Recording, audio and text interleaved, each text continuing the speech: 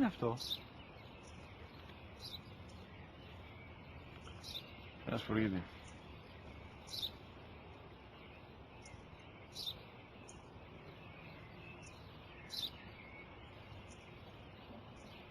Τι είναι αυτό? Μόλις τώρα στο πατέρα, σπουργίτι είναι.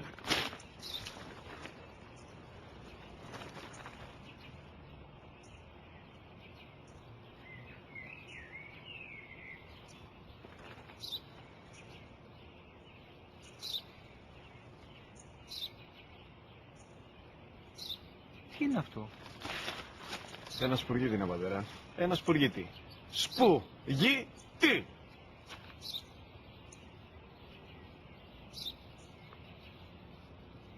Τι είναι αυτό? Γιατί το κάνεις αυτό το πράγμα, μπορείς να μου πεις? Τόσες φορές σου είπα, είναι ένα σπουργίτι! Δεν το καταλαβαίνεις! Πού πας?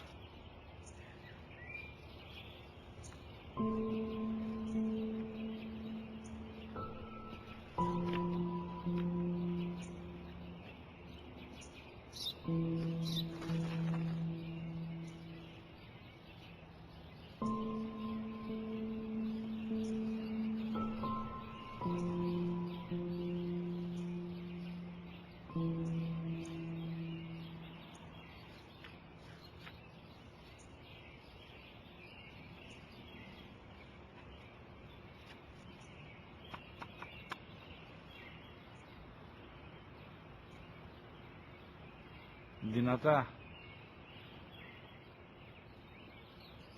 Σήμερα ο μικρός μου γιος που πριν λίγες μέρες έκλεισε τα 3 καθόταν μαζί μου έξω στο πάρκο όταν ένα σπουργίτι ήρθε και κάθισε απέναντί μας.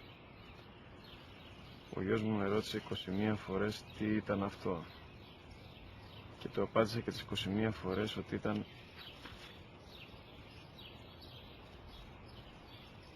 ένα σπουργίτι.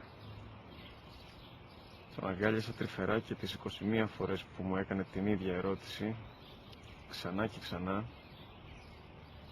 χωρίς να εκνευριστώ, νιώθοντας στοργή για το αθώο μου αγοράκι.